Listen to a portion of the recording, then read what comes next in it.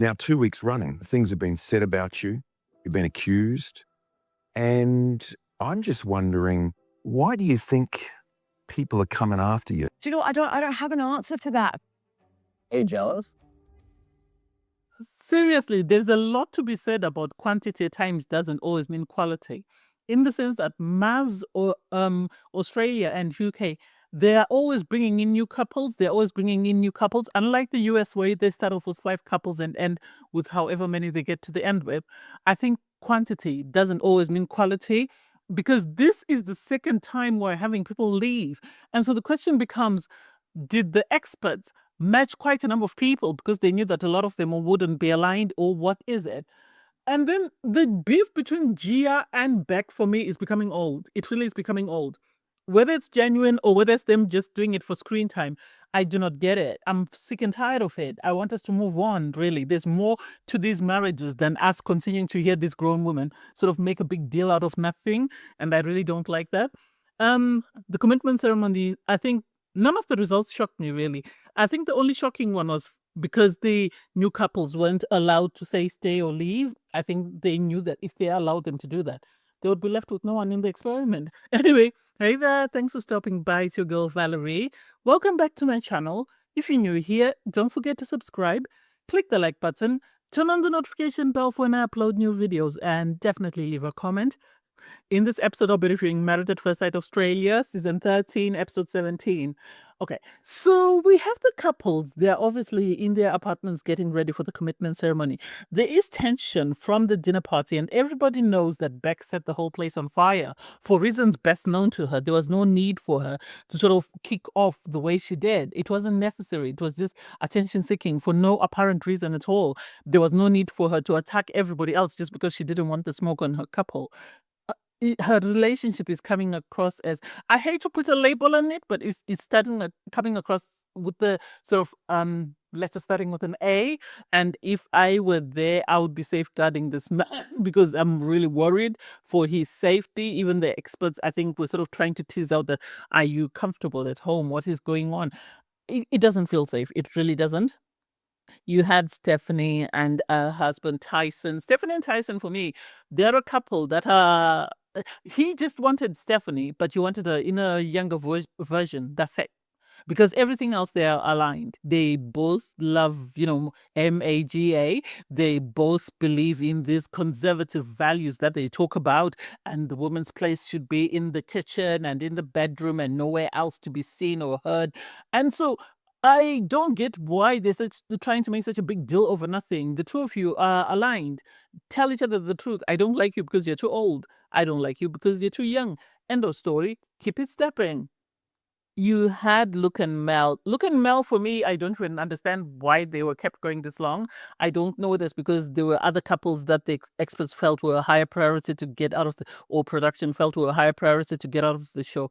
They should have left a long time ago. The personality transplant or the batteries didn't last long. Somebody got cheap value batteries, so they were only enough to last a couple of days, and then they wore out because it doesn't make sense that she was very flat at the wedding, very flat on the honeymoon, very flat at the first dinner party, came back hyper as though she had suddenly had a personality transplant with new batteries and new meds, only to go back down. And it's like, make it make sense. Who had convinced the two of them to stay in this experiment? That's the only reason I can think of. They both agree that, it's time to leave. And suddenly Luke has found his voice because he's saying, I just want to be put out there that, you didn't put your 100%. We all know she didn't put 100% in, but you sat there and watched it. Whether it was because you wanted a positive edit or you wanted her to be the villain in your edit, I don't get it. At the end of the day, something happened between the two of them and only they know. It can't be the fact that he was chewing gum and he arrived late. That would be pretty childish of Mel to focus on that, because you can never find a perfect human being. She has to be realistic. She has to be honest with herself, and she has to have learned a couple of lessons as she moves on to her next relationship. You had Julia and Grayson.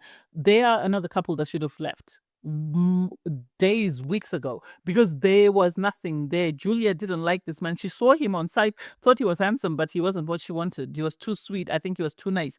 I think she must have wanted either a woman or she must have wanted someone to rough handle her. And the Grayson wasn't it. So this, I think, is the reason why they are where they are. Do I think this man should have come into the experiment because his friend got a positive edit or got a life partner? No, I don't think so. I don't think that's justifiable reason enough, because MAFS at this point is mainly for people that want clout. If you're lucky, yes, you will find your person, but majority of the people are just there for clout. So you have everyone turn up for the commitment ceremony. Obviously, there is tension because people still feel some type of way about what happened at the dinner party. Beck is pretending like she's the saint, she's the angel, she doesn't know what happened, and it's like you threw this firecracker in the fire pit, and then it sort of exploded. Now you're pretending to be a victim. Make it make sense. Anyway, the experts had initially sent a letter to the three new couples to say that they won't get to decide whether they want to leave or stay, just because they haven't fully been given any tools. So they haven't moved into the apartments together. They haven't done any activities. So they are just going to sit with the experts, get some advice, go home, work on it, and then see what to do next. I'm surprised. I think that was done because they were afraid everyone would end up leaving and they would have no one left. So they started off with Tyson and Stephanie. Oh my God. Tyson and Stephanie are a hard watch.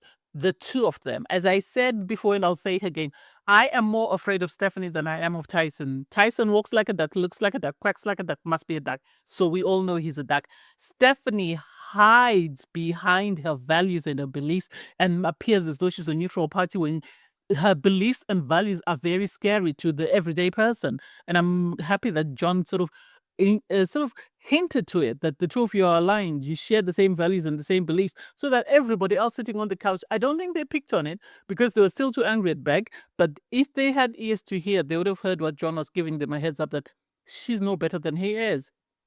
So you had Tyson be challenged on his values and his beliefs, and he said, I felt unsupported. I felt my wife didn't support me. Anyway, she's a female, so maybe this is why she didn't feel the need to say anything. There's no connection.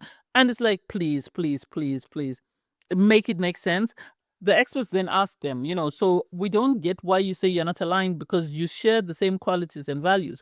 And so you had, Tyson be asked, he said, you want someone who's a family girl, you want someone who's goal-driven, ambitious, someone who's willing to build a life and be a power couple. And he said, she is not it. She is too masculine. She's the opposite of everything.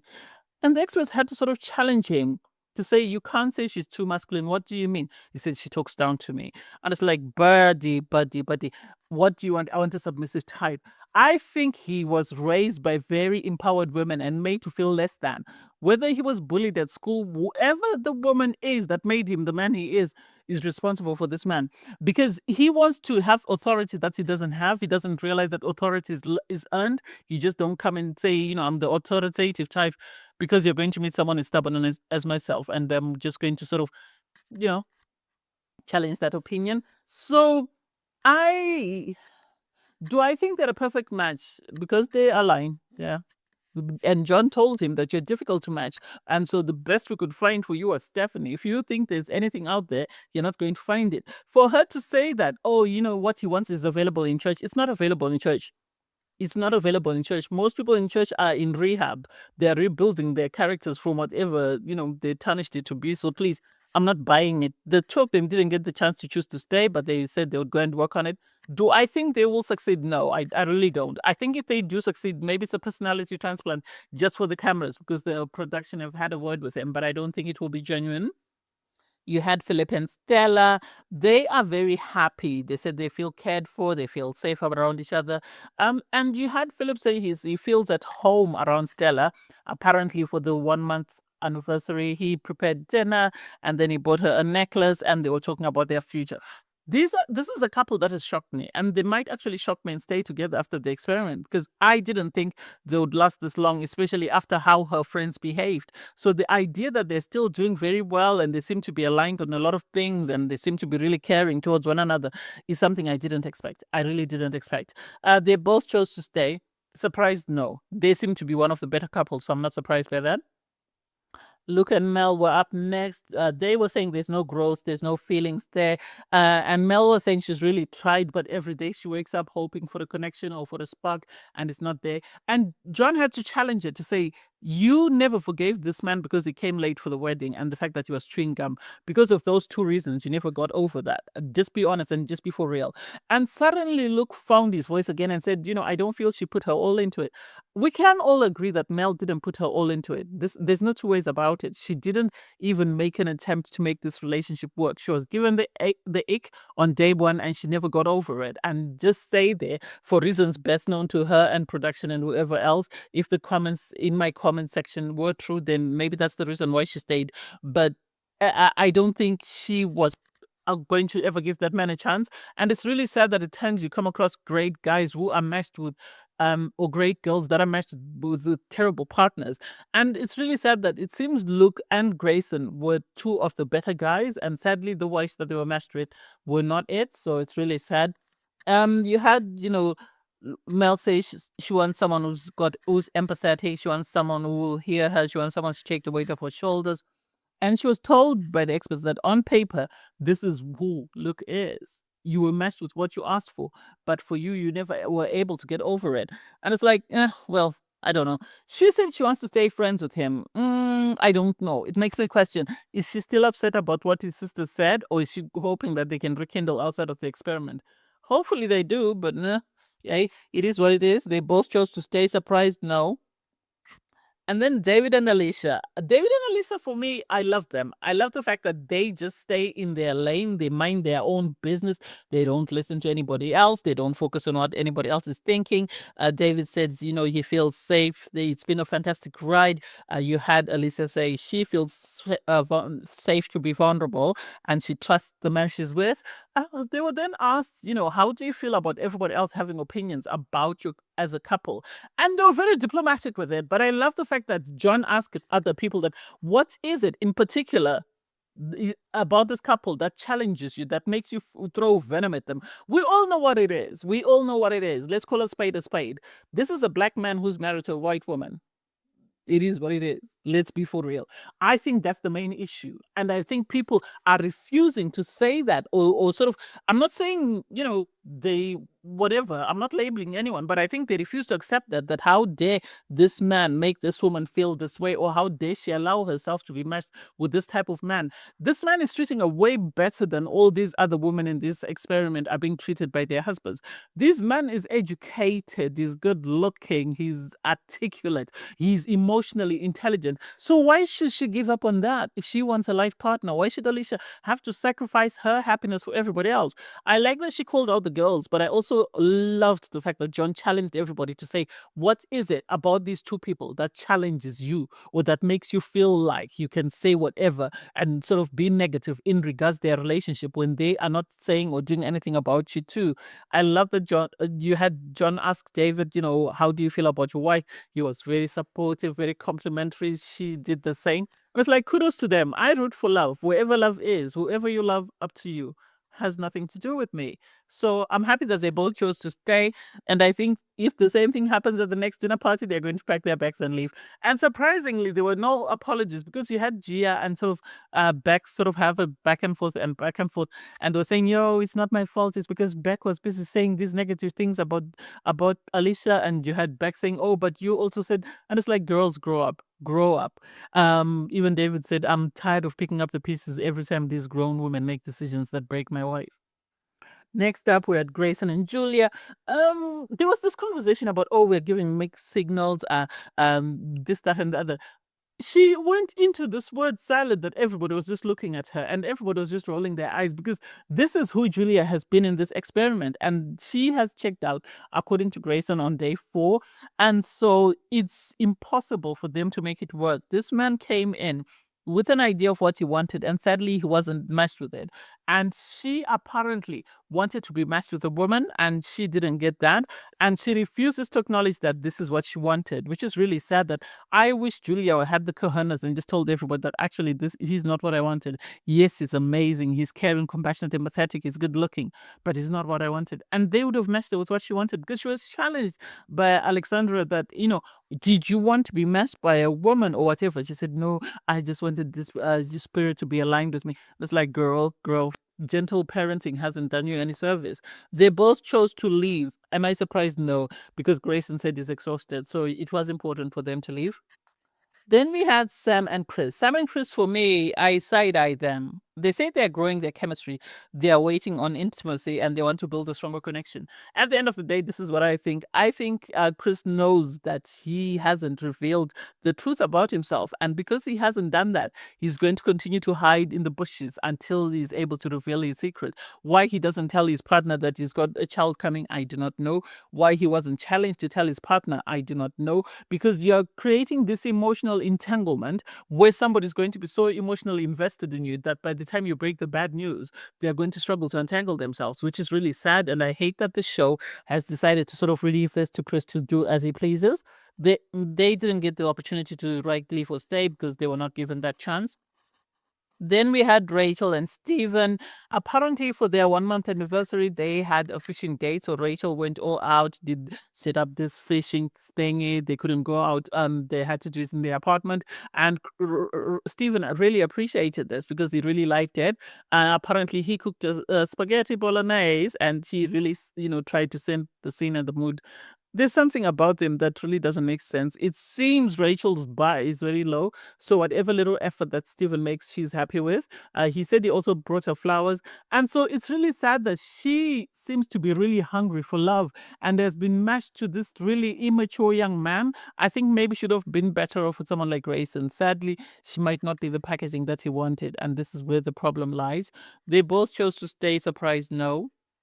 Then Gia and Scott were next. Gia said, she felt attacked. She's been bullied before, and she felt the same way when Beck was coming after her. And it's like, girls, take several seats at the back of the room, auditorium. We don't even want to hear you, see you, or even get a sense of where you are, because at the end of the day, when you were attacking other people, you never brought up the word bullied. Suddenly now you're being called out, and you've been told that every time you do something, you run to us and you apologize and pretend as though you're moving on when you're not moving on.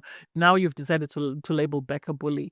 I am not buying it. At the end of the day, I think Gia is just as bad as Brooke. She's just as bad as Beck. And you cannot hide your mask for so long. The mask will slip off. They spoke about their little tattoos. Am I impressed or buying their marriage? No, not really. I really am not buying it. To those that are buying it, kudos for you. But I sadly am always side-eyeing them because I think they're putting on a performance and there is more going on with their relationship. And just like, Beck and Danny, they're hiding behind everybody else's flaws. Joel and Juliet were next up. Juliet said, she really struggled because her husband at their wedding was really putting on a performance. He said he was putting on a performance, and he thinks this is why everybody got a negative image of him. You had, Juliet say that she has got to know this man on a deeper level. Sadly, for her, there's no attraction and there's no physical touch because she doesn't feel attracted to him. He says he's used to it. He says he's used to people sort of judging him because of how he presents, but over time they grow to like him. So he's going to be patient and wait and hope that, the spark starts. Do I think it will start? It will take a lot. It will take a lot for her mind to be changed because I think she's got the ache, not only from the things that his mom said, but the things that he did.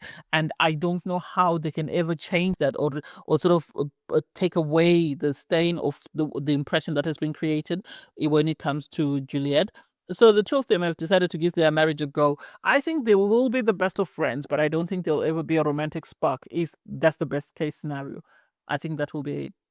Then we finished off with Beck and Danny. Beck said they were stronger than ever.